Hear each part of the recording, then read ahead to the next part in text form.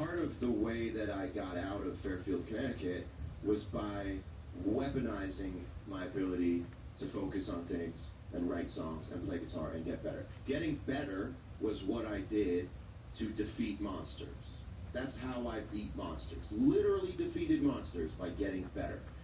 I got hit in the arm by the bully, I wouldn't hit back. I would say to myself, you'll see the day you want to buy tickets to my show, and I won't let you.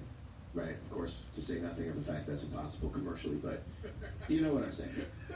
And then someone says you can't do it, and you say, and you go silent. You know, I learned how to go deadly silent. I don't act out. I just go deadly silent and then go off in a room and do something, and it works. But now I'm 40, and I think I've driven this pattern into my life where every time I feel lonely, every time I feel like I don't have enough to keep me company, literally to keep me company, I'll just build another weapon. And the weapon is the music, and that's great, but over time, and I think this is where we connect on this, is like, nobody tells you when to stop punching. You literally have no concept of what the finish line is because no one really knows what it is. A therapist will tell you. My therapist told me, I'm still catching up to it. She said, you're covered in weapons, and armor, and you're just gonna have to let it go. It's not doing anything for anybody. Yeah. It's there for a fine reason, but you gotta let it go. But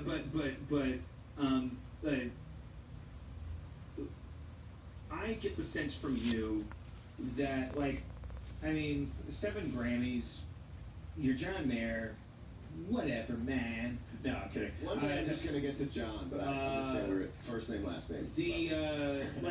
I correct me if I'm wrong, because this is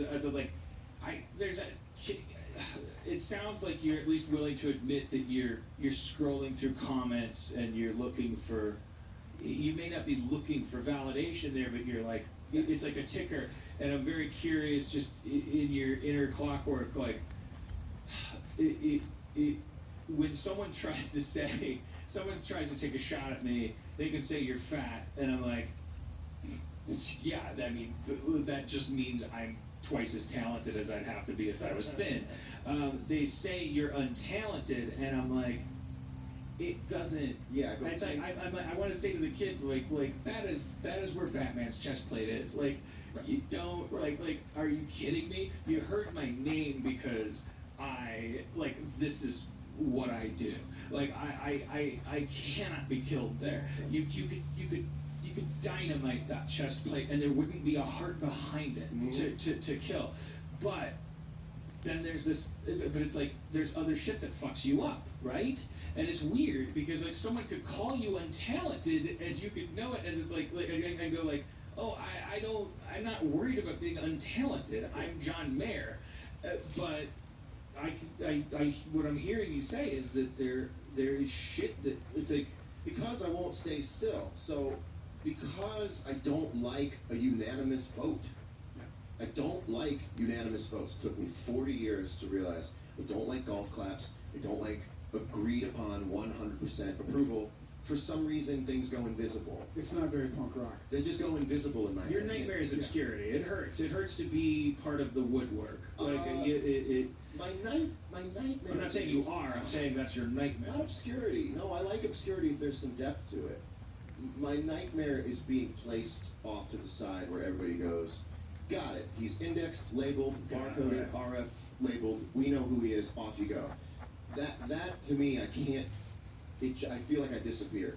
And so what I purposefully have done, I think now I can look back on it with some clarity, is diversify so that things can never get that way. I don't know why I do it that way. So the only reason, now if I went to play a show and came back, you're right. Nobody could say that I didn't know how to play the guitar. But it's the fact that I'm trying to diversify into situations that are so foreign. Like, how do people feel about me hosting a talk show? I'm going into such enemy territory that I think... Dave Chappelle moments. Yeah, the stuff with Dave Chappelle. Going off and doing a tour with Dave. After enough times of getting thrown in jail, you have to say to yourself, there must be something about the clothes in here that I like. There must be something in here that I like. I'm taking that look at myself at 40, take a look at the patterns. When things go well for you, you tend it's like your hand disappears and you start going, where am I? And you do these things as markers to feel as if you matter in the world because you're trying to Houdini into new stuff. Is it an oversimplification to say, okay, our families, God bless them, let's not call them good people, bad people, let's not blame them for anything. They weren't they weren't paying off the credit card bill. Maybe they gave birth to people with bigger needs that they could fill, but in any case, everybody that I talk to that in our line of work, in general, they seem to come back around to their early memories of the parents weren't filling the bucket, and then company would come over. And all of my friends were the kids that would run out in their pajamas and they would make an ass of themselves, and they just loved it's is it attention? Is it an oversimplification to say that what you're talking about is that attention is needed? I'll take you one deeper. Distinction. I need distinction. But distinction is defined by strangers or not? Because it seems like you could be in your garage knowing you're distinct. You have trophies and the ego and the self-confidence to know you could sit on a desert island and know that you're better, that you could win a guitar contest. I always tell people, like, when they ask about like empirical talent level, I'm like, if this were tennis, I don't know the ranking, but I would definitely beat the Open. I know, I can, like, that's as far as I can understand it, is that I'd be at the U.S. Open. I don't know where I'd come in, I don't know if I'd place, I don't know if that's tennis. And so you know that, so what's that distinction, if that's what you're talking about, being distinct, is that... Well, I got it now. I mean, when I was a kid, that's what I wanted, and that's, I mean, the thing about music is, I guess the same thing with animating, not trying to, like, put it in your wheelhouse too much. I don't even animate. Well, I'm certainly taking a lot of liberties comparing us, so you can do whatever you want. For music, you can hear yourself do the thing. I mean, for me, it came a lot. It resembled very much this sort of alter ego, this superhero thing. Training in your room, you'll see. I mean, I have a great sense memory of tonight being like everyone's at this party, and I was told maybe there'd be room in the Jetta.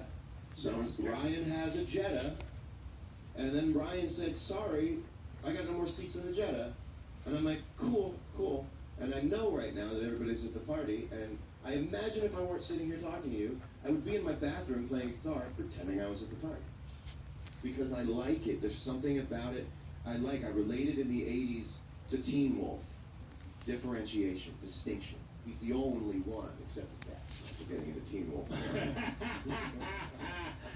I want to be honest and talk and say what I don't quite get. I want to go back over that. The Jetta metaphor. That didn't happen tonight. You're talking about I'm saying. Yeah, no, but I'm not a man of distinction.